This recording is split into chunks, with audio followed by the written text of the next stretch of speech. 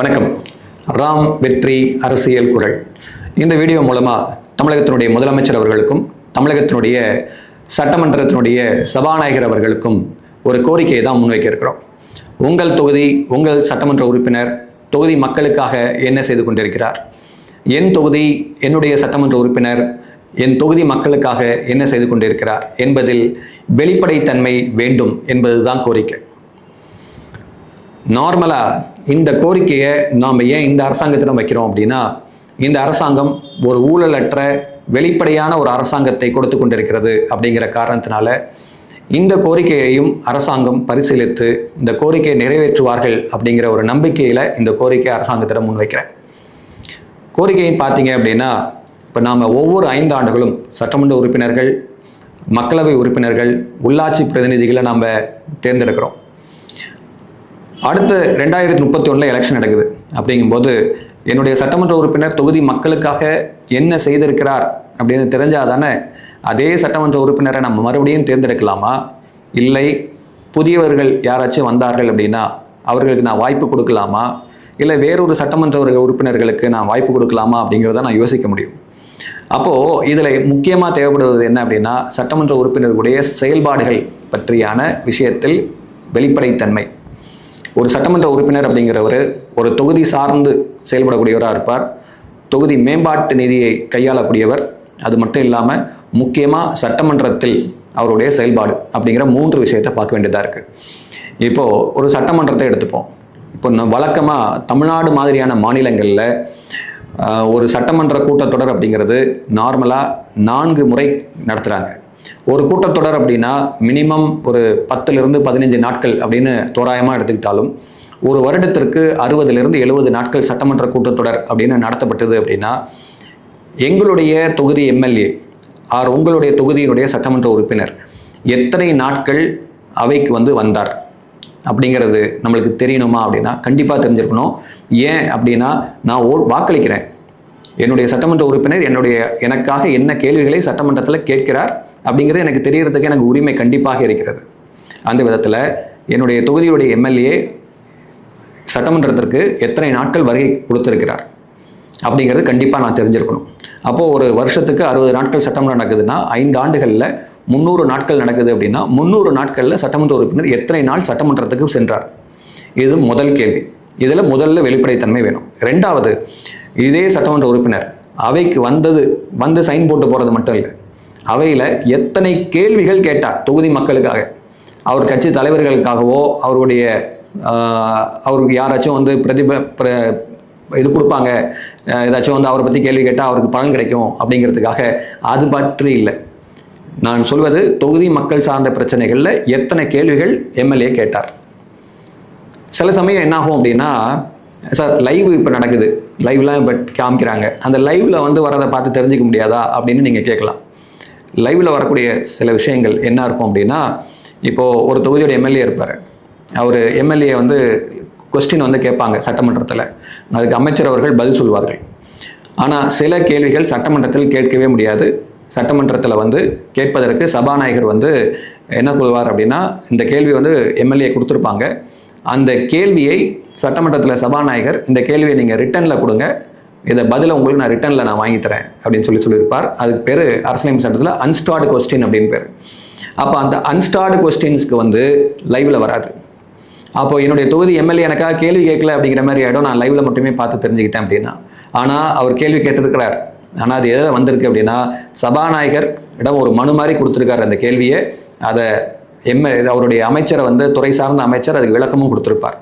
அது மக்களுக்கு போய் சேரணுமா அப்படின்னா கண்டிப்பாக போய் சேரணும். ஏன்னா அது தொகுதி மக்களுடைய பிரச்சனை சார்ந்த கேள்வியாக இருக்கும் பட்சத்தில் அது தொகுதி மக்களுக்கு கண்டிப்பாக தெரிய வேண்டும்.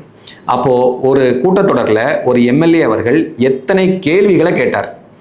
இப்போ ஒரு தொகுதியை எடுத்துக்கிட்டோம் அப்படின்னா அந்த தொகுதியுடைய எம்எல்ஏ எத்தனை நாட்கள் வந்தார், 2வது எத்தனை கேள்விகளை கேட்டார், என்னென்ன கேள்விகளை கேட்டார் அப்படிங்கிறதுல வெளிப்படைத்தன்மை வேண்டும். ஒரு கூட்டத்தொடரில் முடியல அப்படின்னாலும் ஒரு வருஷத்தில் எத்தனை கேள்வி கேட்டார் எம்எல்ஏ, ஒரு வருஷத்தில் என்னென்ன கேள்வி கேட்டார் எம்எல்ஏ அப்படின்னு ஒரு ஆண்டறிக்கை மாதிரி கூட கொடுத்து இந்த எம்எல்ஏக்கள் என்னென்ன பண்ணியிருக்கிறாங்க அப்படிங்கிறத கூட கொடுத்து எம்எல்ஏ அலுவலகத்திலேயே இதை ஒரு ஃப்ளெக்ஸ் போர்டாவோ ஒரு போஸ்டராவோ ஒரு நார்மல் ஒரு நோட்டீஸ் போர்டில் போடலாம். இதுதான் இந்த வெளிப்படைத்தன்மை வேண்டும் அப்படிங்கிறது. மூணாவது என்ன அப்படின்னா எம்எல்ஏவுடைய தொகுதி மேம்பாட்டு நிதி.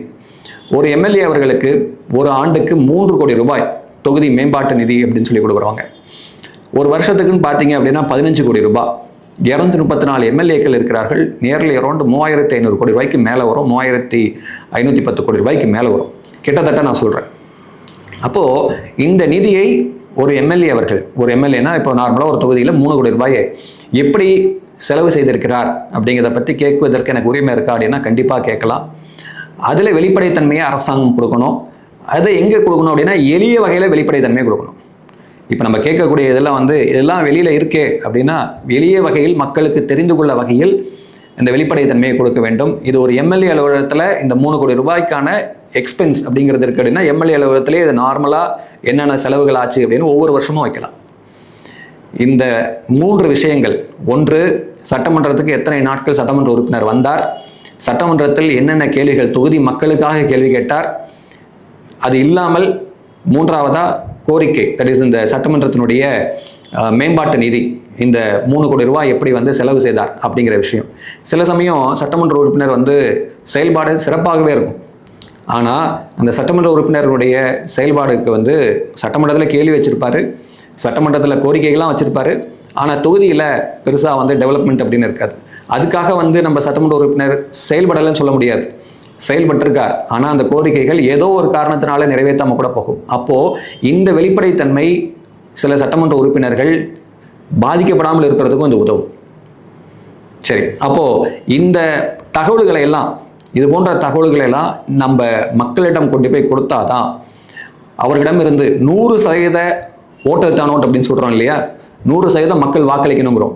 இந்த 100% மக்கள் வாக்களிக்கணும் அப்படின்னா நம்ம இந்த தகவல்கள்லாம் கொடுத்தாதான், அரசாங்கம் இந்த தகவல்கள்லாம் கொடுத்தாதான் மக்கள் வாக்களிக்கவும் 100% வாக்களிக்கவும் வருவார்கள். 100% வாக்களிக்கிறதுக்கு இந்த தகவல் எதுவுமே கொடுக்கல அப்படின்னா எப்படி மக்கள் வருவாங்க? அரசாங்கத்திடம் வெளிப்படைத்தன்மை இருந்தால் இந்த இது வரும். இந்த தகவல்கள்லாம் அரசாங்கம் கொடுக்கும்போது எம்எல்ஏக்களிடம் ஒரு அக்கௌண்டபிலிட்டி, பொறுப்புணர்வு அப்படிங்கிறது வரும். எம்எல்ஏக்கள் தொகுதி மக்கள் சார்ந்த பிரச்சனைகளில் தீவிரம் காட்டுவார்கள். அடுத்து வரக்கூடிய தேர்தல்களில் மக்கள் யாருக்கு வாக்களிக்கணும் அப்படிங்கிறத இந்த ப்ராக்ரஸ் ரிப்போர்ட் அடிப்படையில் மக்கள் வாக்களிக்க முடியும். இந்த 5 ஆண்டுகளில் இந்த எம்எல்ஏ இந்தந்த பணிகளை மேற்கொண்டிருக்கிறார், அதனால இந்த கோரிக்கைகள்லாம் வச்சிருக்கிறார், கோரிக்கை நிறைவேற்றலாலும் பரவாயில்ல, இந்த கோரிக்கைகள்லாம் வைத்திருக்கிறார் அப்படிங்கிற அடிப்படையிலேயே வாக்களிக்கிறதுக்கு வாய்ப்பாக இருக்கும். என்ன செய்தாரோ அதை சொல்லி அதனுடைய எம்எல்ஏ அவர்கள், ஒரு தொகுதியுடைய எம்எல்ஏ அவர்கள் வாக்கு கேட்க அவருக்கே எளிதாக இருக்கும். மக்களுக்கும் எளிமையாக ஒரு சட்டமன்றத்தினுடைய உறுப்பினரை தேர்ந்தெடுப்பதற்கு இந்த வெளிப்படைத்தன்மை மிக மிக இன்றியமையாதது தற்போதைய சமயத்தில். இந்த வெளிப்படைத்தன்மை எளிய வகையில் கிடைக்க வேண்டும் அப்படிங்கிறது தான் தமிழகத்தினுடைய முதலமைச்சர் அவர்களுக்கும் தமிழகத்தினுடைய சட்டமன்றத்தினுடைய சபாநாயகர் அவர்களுக்கும் ராம் வெற்றி அரசியல் குரலினுடைய கோரிக்கையாக நான் முன்வைக்கிறேன். இந்த கோரிக்கையை அரசாங்கம் பரிசீலிக்க வேண்டும். எம்எல்ஏக்கள் விஷயத்தில், சட்டமன்ற உறுப்பினர்கள் விஷயத்தில் வெளிப்படைத்தன்மை வேண்டும். இது இந்த அரசாங்கம் மேற்கொள்ளும் என்று நம்புகிறேன். நன்றி, வணக்கம்.